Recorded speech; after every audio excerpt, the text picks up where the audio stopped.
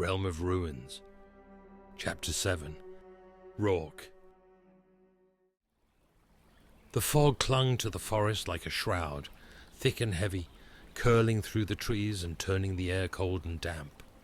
The river's slow, steady flow was the only sound breaking the silence, its surface dark and sluggish under the weight of the morning haze. Lord Roarke rode slowly along the forest path, the embroidered wolf's head on his cloak, catching faint glimmers of light as it shifted with his movement. His horse moved cautiously, its hooves crunching softly against the mossy ground, as though the beast, too, sensed something unspoken in the mist. The forest was old here. The trees, gnarled and twisted, rose like silent sentinels. Their branches knotted together high above, casting the ground into shadow. The air smelled of damp earth and rotting leaves, the faint bite of decay lingering at the edge of each breath. Rourke's sharp eyes swept the edges of the path, taking note of how the fog softened the world into pale shapes and shadows. He'd ridden this route before, knew these woods, but today they felt different, as they should, he thought. This was no ordinary meeting. When the shapes emerged from the mist, he wasn't surprised. Hooded figures stood scattered among the trees, crossbows held low but loaded. Their presence was as much a warning as a greeting. Roarke slowed his horse, the tension coiling in his shoulders like a bowstring drawn taut. He swung down from the saddle with practiced ease, his boots sinking softly into the mud. The reins fell loose, and his mount gave an uneasy snort, shifting beneath the weight of its own discomfort. At the riverbank, Lord Castaigne sat perched on a low stone, draped in his dark cloak. The faint shimmer of a raven embroidered across his chest caught the thin light, though most of his face remained obscured by the deep shadow of his hood. Around him, soldiers leaned against trees or stood with their weapons ready, silent as wraiths.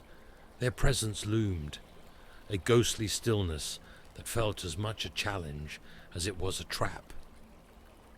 Roarke stepped closer, his measured steps carrying the weight of intent. He felt their eyes on him, the subtle adjustments of crossbowmen, the faint shift of leather as hands steadied their weapons.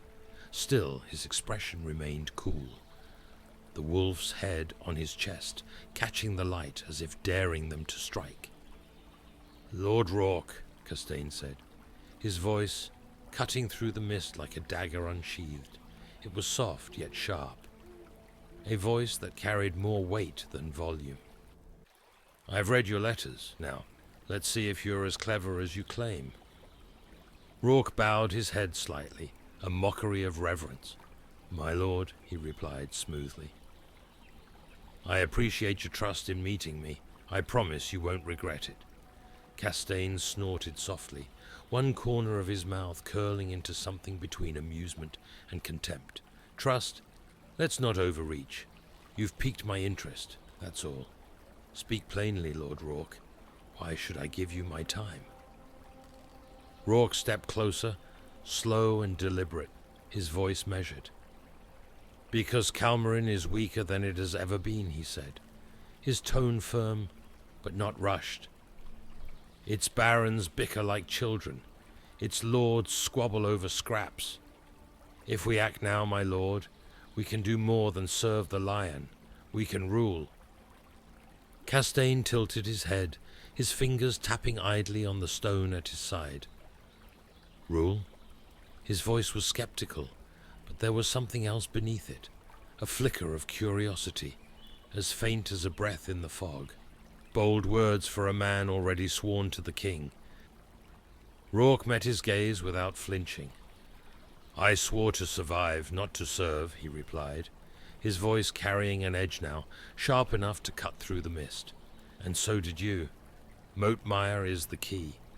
Take it, and we'll have a foothold no army can dislodge. Together, we can carve out our own thrones.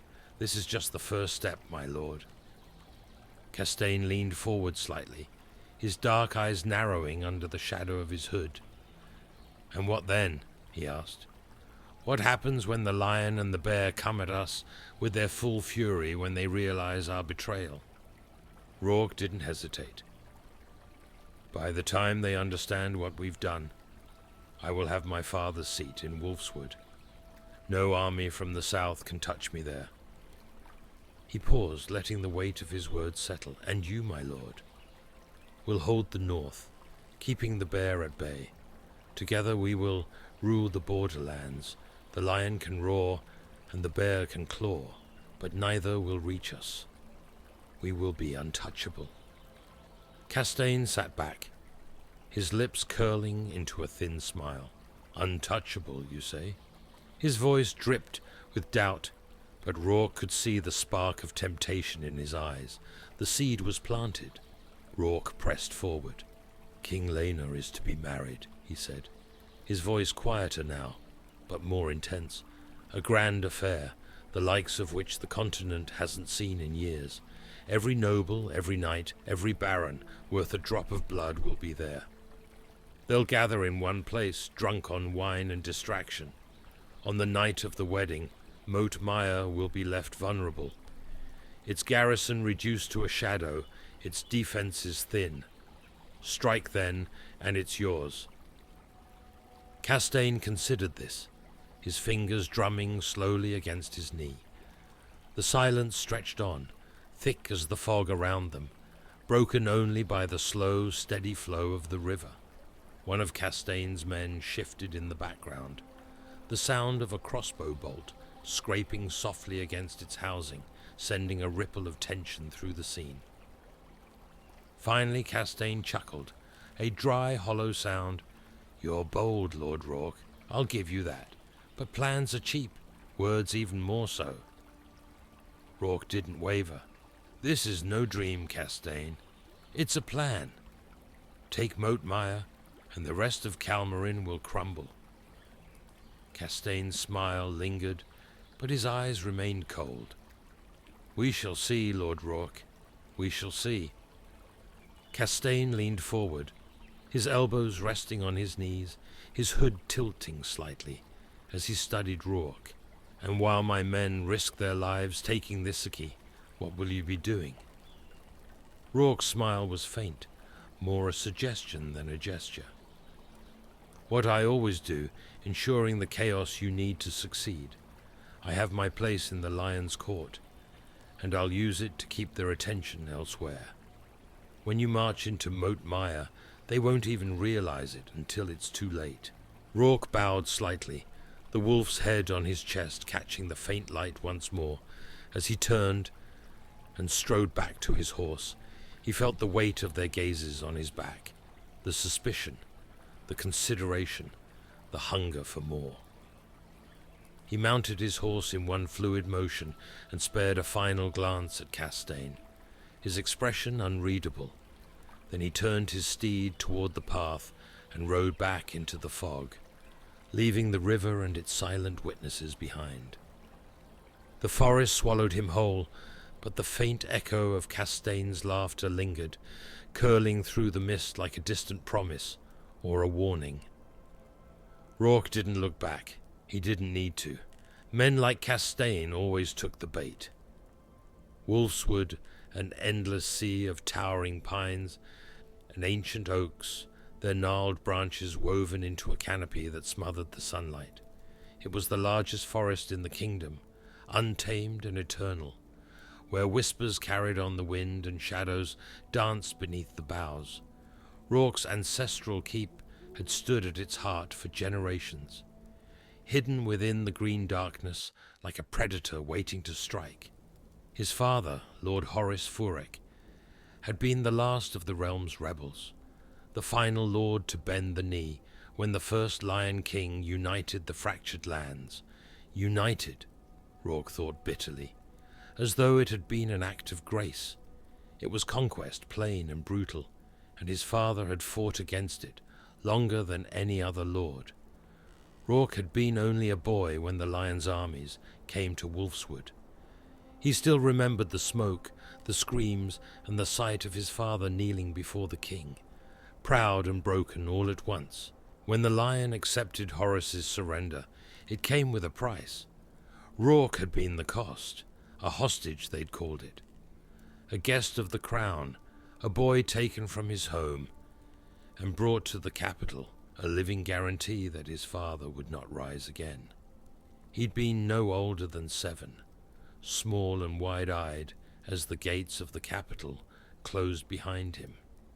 But Roarke had never forgotten Wolfswood, even as he sat at royal feasts or whispered secrets with the young prince in the gardens. His mind wandered back. As the years passed, Roarke had endured. He had learned to play their games of politics and ambition, his feral edges honed into something sharper, more dangerous.